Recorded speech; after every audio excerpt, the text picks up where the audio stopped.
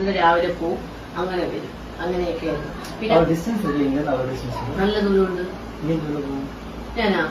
ഞാൻ ഇവിടുന്ന് കാർ വിളിച്ചു പോവും, അല്ലെങ്കിൽ ഇങ്ങനെ ഊബറല്ല ടാക്സി വിളിച്ചായിരിക്കും പോകുന്നു.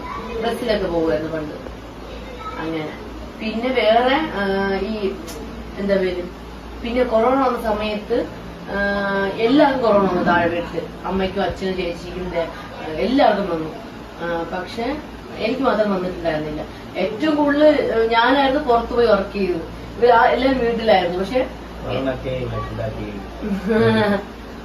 എനിക്ക് വന്നിട്ടുണ്ടായിരുന്നില്ല.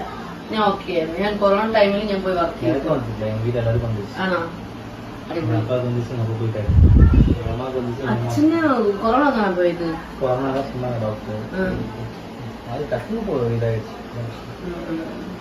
അത് കഴിഞ്ഞിട്ട് പിന്നീട് മാള് വീട് വെച്ചിട്ട് അങ്ങോട്ടായപ്പോഴാണ്, സിറ്റിയിൽ വീട് വെച്ചപ്പോഴാണ് ഞങ്ങള് എല്ലാരും കൂടെ മാളുചിറ്റിയും മഹേശ്വരനൊക്കെ വഴിയിലൊരു റെന്റ് എടുത്ത് അങ്ങനെ താമസിച്ചിരുന്നു. പിന്നെ വീട് വെച്ചിട്ടാണ് അവരങ്ങനെ പോയത്.